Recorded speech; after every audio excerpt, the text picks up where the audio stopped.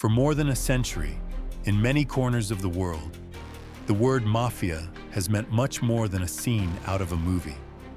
It has come to symbolize an underground empire, silent, shadowy, and terrifying. A mafia is not just a loose group of criminals. It is a carefully built system with hierarchy, traditions, and codes of honor, operating like a corporation, except its business is crime. Beneath the surface lies a hidden world governed by ruthless rules, bound together through blood oaths and unshakable loyalty. Each region, each country, has developed its own mafia culture. From the Yakuza in Japan, with their rigid codes of hierarchy, to the Chinese Triads lurking in Chinatowns across the globe, to the brutal Russian gangs infamous for their violence. Every group has its own distinct signature. Different in form, scale, and rituals, they all share one dangerous ability: adaptability. Mafias thrive by weaving themselves into the fabric of society, economics, politics, even culture, challenging the very foundation of national security.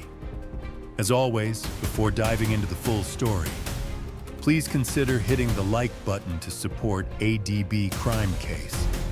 Don't forget to subscribe to get notified about our latest investigations. Now, let's begin.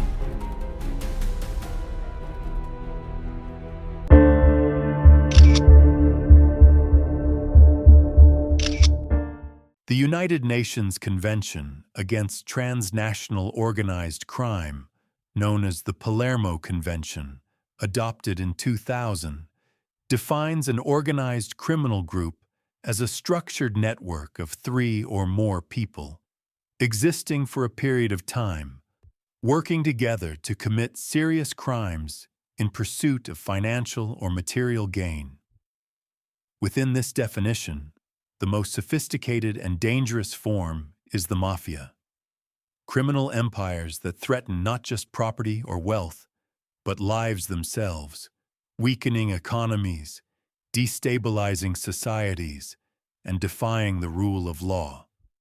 The activities most associated with mafias are grim and far-reaching: smuggling, money laundering, prostitution, racketeering, illegal gambling, assassination, and drug trafficking. The term traces back to 19th century Sicily, Italy. In the beginning, the mafia was believed to have emerged as a form of community self-defense, peasants and common folk banding together against oppressive landlords and corrupt authorities. Some theories suggest the word mafia comes from an old Sicilian dialect, meaning protection, pride, or even boldness. Contrary to popular rumor, it is not an acronym, nor does it hide a secret abbreviation. At first, these groups were seen as local heroes, protectors of their people. But over time, that image corroded. The noble idea of resistance gave way to darker ambitions. What began as a movement of defense slowly transformed into violent criminal networks, driven by greed and power, leaving behind a trail of fear, blood, and corruption. When people speak of organized crime, one image rises above all others: the Sicilian Mafia, known as Cosa Nostra. It is the blueprint, the original model, and still one of the most influential criminal organizations in history. Cosa Nostra was born in the 19th century on the island of Sicily. At that time, Italy's central government was weak, and Sicilian society was plagued with injustice and exploitation. The mafia emerged as a supposed force of protection for local communities. In the beginning, many Sicilians viewed them as guardians, but it didn't take long for these so-called protectors to twist into predators. Within a few decades, the mafia had become a fully professional criminal network. Decades of political corruption and government indifference allowed the Mafia to sink deep roots. They infiltrated nearly every sector, controlling trades and businesses, manipulating elections, and building transatlantic empires, especially through the drug trade. Those who dared stand against them, politicians, judges, journalists, often paid with their lives. In Sicily, the Mafia became an untouchable shadow state. It wasn't until the 1980s that Italy finally struck back. The Maxi trial, 1986-1992, one of the largest anti-mafia prosecutions in history, brought hundreds of mobsters to justice. Two heroic judges, Giovanni Falcone and Paolo Borsellino, sacrificed their lives in this fight. Their assassinations shocked Italy, but also galvanized a nation to confront the Mafia more aggressively than ever before. The Sicilian Mafia operates like a military machine disguised as a family. Its hierarchy is precise and unforgiving. Boss, Don, the head of the family. He wields absolute power, decides strategy, settles disputes, and enforces discipline. Underboss, the right hand of the Don, ready to step in if the boss is weakened, arrested, or killed. Capo regime, capo, a captain who commands crews of soldiers overseeing specific territories or illegal enterprises. Soldiers, the foot soldiers of the Mafia. They collect debts, run drugs, enforce contracts, and carry out murders. Associates, partners who are not official members but cooperate in various schemes, businessmen, corrupt officials, or petty criminals. Consigliere, the trusted advisor. He offers impartial counsel to the boss and serves as a mediator in disputes. But the heart of Mafia culture lies in omertà, the code of silence. No member is ever to speak to the police or the government. Betrayal of this code almost always ends in death. It is a law carved deeper than any statute. Secrecy is survival. Cosa Nostra is more than a crime ring. It is an alternate society, a parallel power. It stretches from the wealthy elite to the poor on the streets, embedding itself into business, politics, and even cultural life. For decades, Sicily was less an Italian province and more a kingdom ruled from the shadows. The world's fascination with the Mafia owes much to Cosa Nostra. Books and films, most famously Mario Puzo's The Godfather and Francis Ford Coppola's legendary adaptation, gave audiences a chillingly vivid portrait of its family hierarchy, its rituals, and its deadly codes. Even today, though weakened by relentless crackdowns, the Sicilian Mafia remains alive. It has gone deeper underground, its structure fractured, its leaders cautious.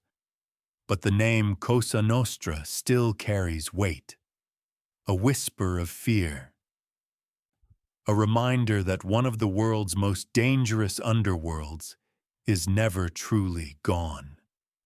At the dawn of the 20th century, waves of Italian immigrants crossed the Atlantic in search of a better life. Among them were Sicilians who carried with them not only their traditions, but also the seeds of something darker, the codes and structures of the Mafia.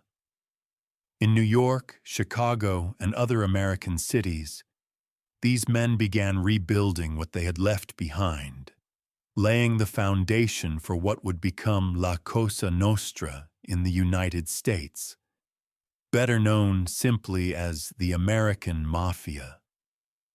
The single greatest opportunity for the American Mafia came in 1920 with the start of Prohibition. Alcohol was outlawed nationwide, and yet demand for liquor only grew stronger. Where ordinary businesses saw risk, the Mafia saw gold. They created vast smuggling networks, running bootleg liquor across state lines, building fortunes, and turning violence into business. By the time Prohibition ended in 1933, the Mafia had become far more than bootleggers. They had the wealth, the manpower, and the political connections to expand into every corner of American life. Their new ventures included seizing control of labor unions, particularly in construction and transportation, running illegal gambling dens, brothels, and loan sharking operations, diving into the drug trade and perfecting the art of money laundering. But with great wealth came great chaos. Mafia families fought bloody wars over territory and profits. In 1931, one man rose above the chaos, Charles "Lucky" Luciano. He understood that constant infighting was bad for business. His solution was revolutionary. He created the Commission, a governing council consisting of the 7 most powerful bosses in America. The Commission acted like a corporate board of directors, or even a shadow government for organized crime. Its goals were simple but effective. Mediate disputes between families to prevent civil war. Divide territories and illegal enterprises clearly. Establish common rules and long-term strategy for the Mafia as a whole. Coordinate activities across the country, from the docks of New York to the casinos of Las Vegas to the sunny streets of Miami. Thanks to Luciano's vision, the Mafia transformed into a structured national network, organized crime's version of the United Nations. Nowhere was Mafia power greater than in New York City. There, 5 powerful families came to dominate organized crime for decades. The Gambino family, the Genovese family, the Lucchese family, the Bonanno family, the Colombo family. Each family had hundreds of soldiers and countless associates, controlling everything from construction rackets to gambling halls, and even influencing local politics. Together, they formed the beating heart of La Cosa Nostra in America. By the late 20th century, the American Mafia's power began to wane. The turning point was the Racketeer Influenced and Corrupt Organizations Act, better known as RICO, passed in 1970. For the first time, prosecutors could charge Mafia leaders not only for individual crimes, but for the entire ongoing criminal enterprise they commanded. Armed with RICO, the FBI launched relentless campaigns. Mob bosses who once seemed untouchable were put on trial, imprisoned, and stripped of their empires. Wiretaps, undercover agents, and flipped insiders dismantled the once invincible 5 families piece by piece. And yet, the Mafia never fully disappeared. Though diminished, it still exists. Its operations quieter, its power hidden. Illegal gambling, drug trafficking, and money laundering remain in its shadow portfolio. Like their Sicilian ancestors, the American Mafia captured the imagination of the public. Movies like Goodfellas and The Godfather, and the groundbreaking TV series The Sopranos, didn't just tell stories about the mob. They immortalized it in popular culture. To this day, the words La Cosa Nostra conjure both fear and fascination, a reminder of an empire that once ruled America's underworld. Unlike the Sicilian Cosa Nostra or Japan's centuries-old Yakuza, the Russian Mafia, known as Bratva, the Brotherhood, did not fully explode until the 1990s. Its rise was tied directly to one of the most turbulent moments in modern history, the collapse of the Soviet Union. When the USSR crumbled, it left behind chaos. The government's grip loosened, the economy collapsed into freefall, and millions were thrown out of work. Amid the lawlessness, crime groups filled the vacuum. They seized control of industries, markets, and entire regions, transforming themselves into one of the most dangerous, organized crime syndicates the world has ever known. Bratva's foundation came from an older prison culture in the Soviet era, known as vory v zakone, thieves in law.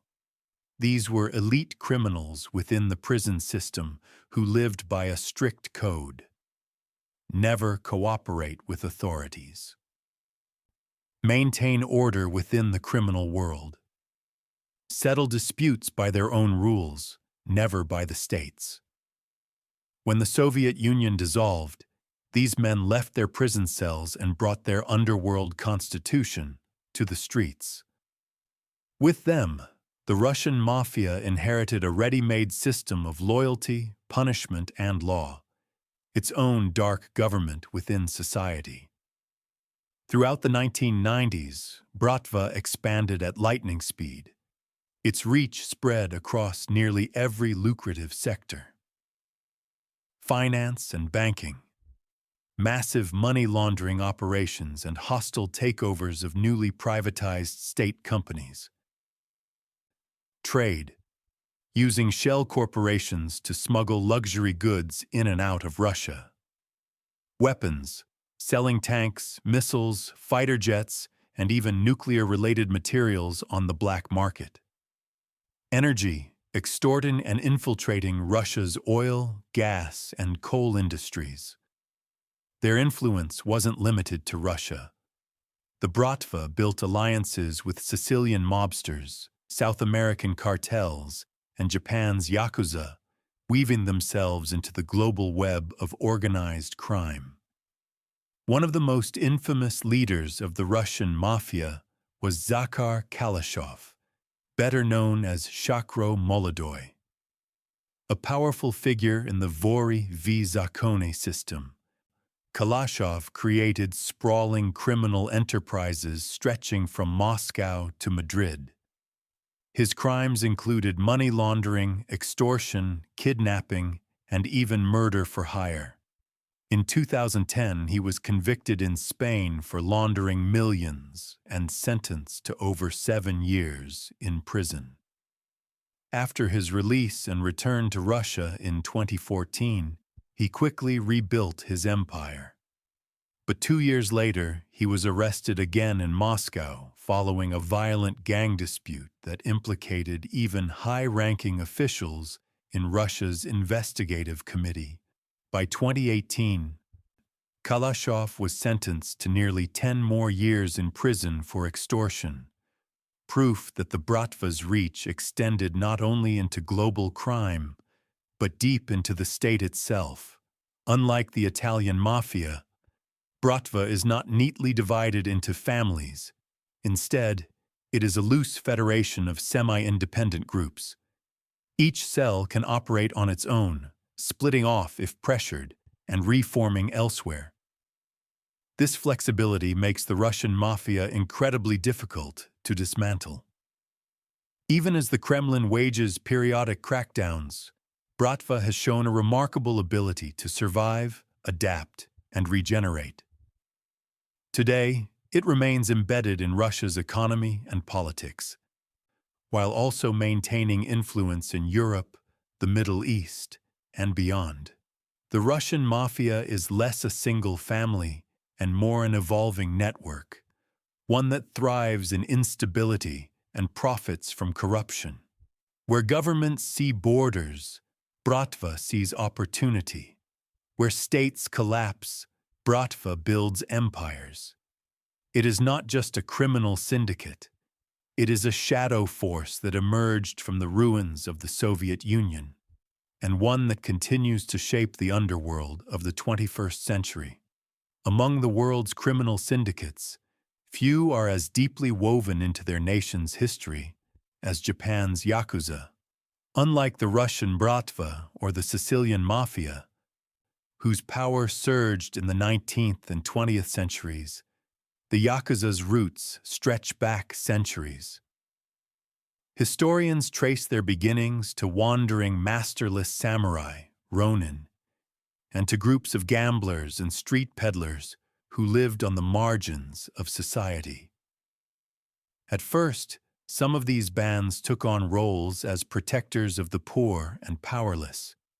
But as generations passed, their activities hardened into organized crime.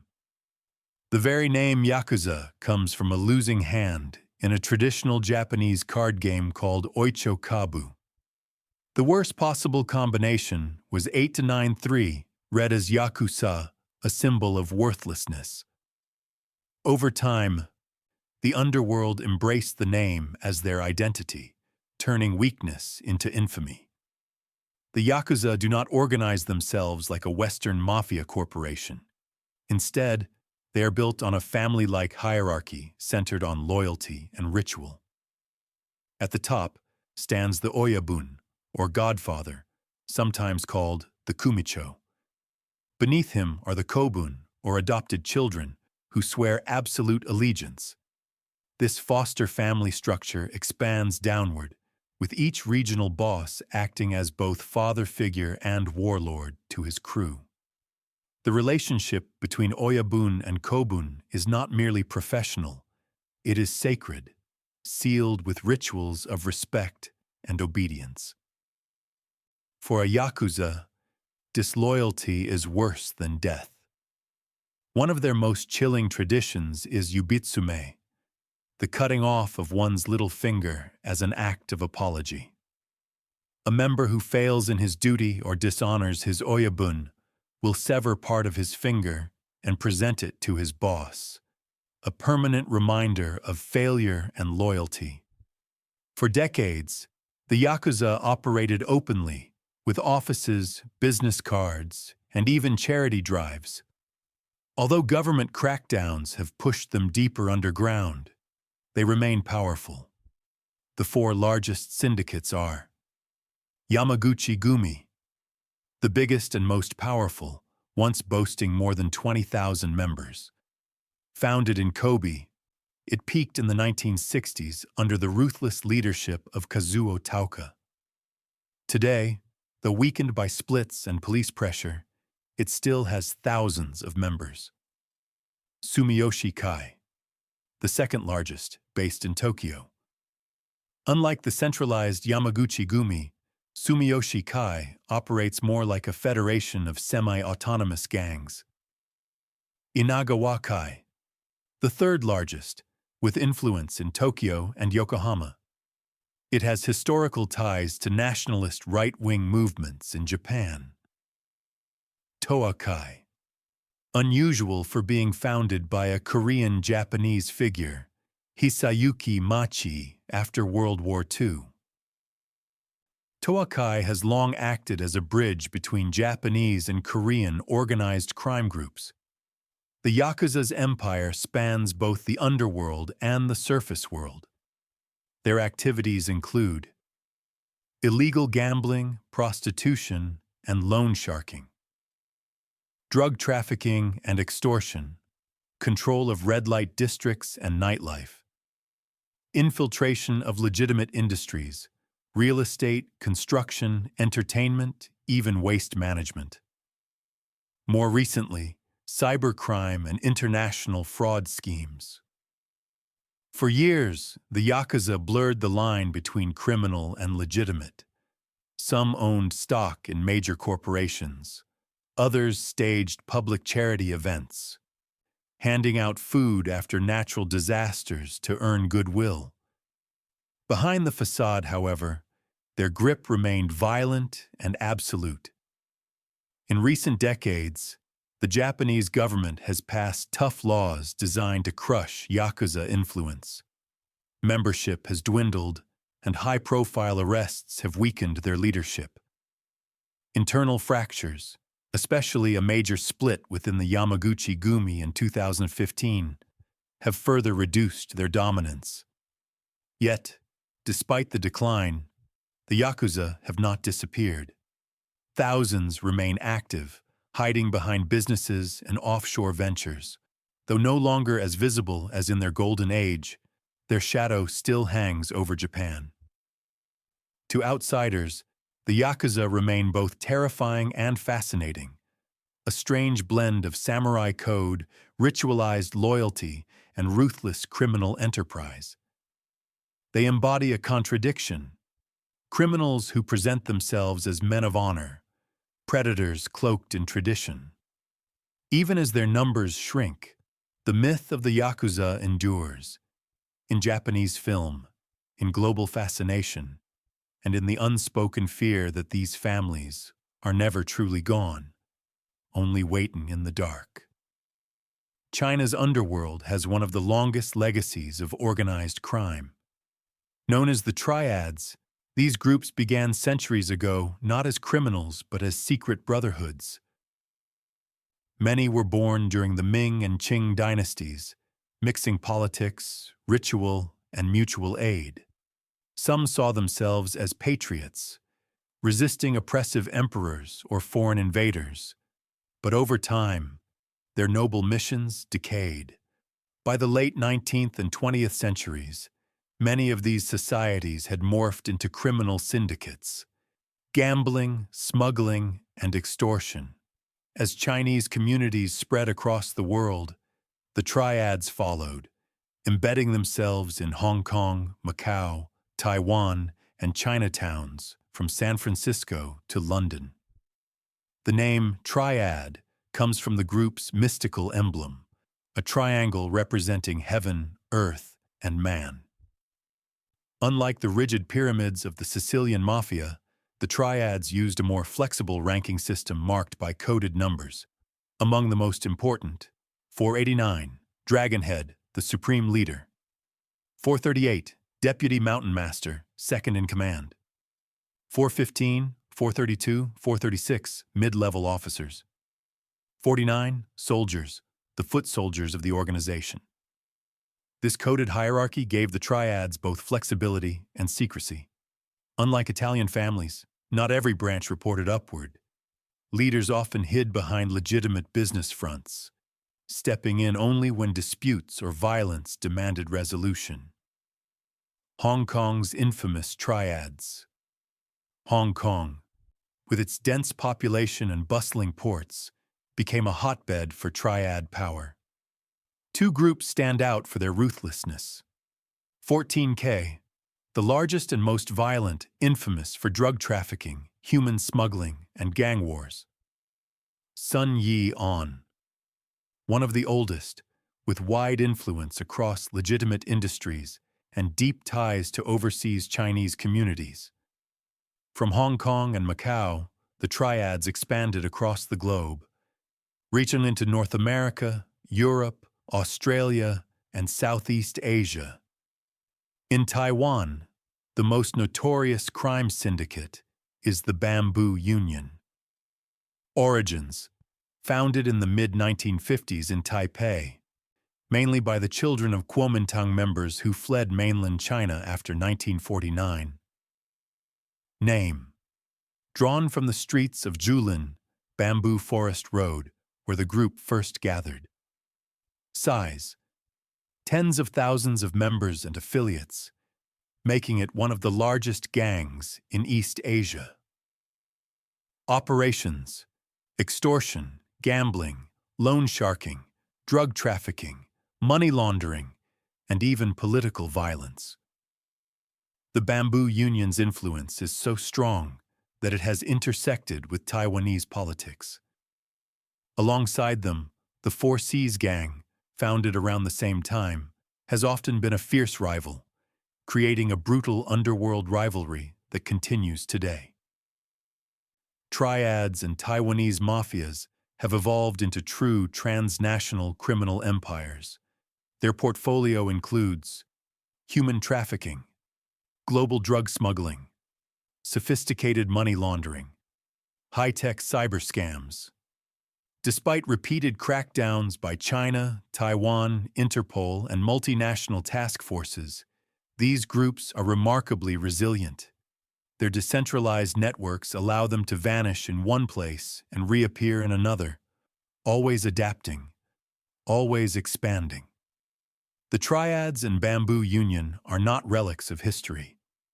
They are living, shifting forces, able to cloak themselves in tradition, nationalism, or business respectability.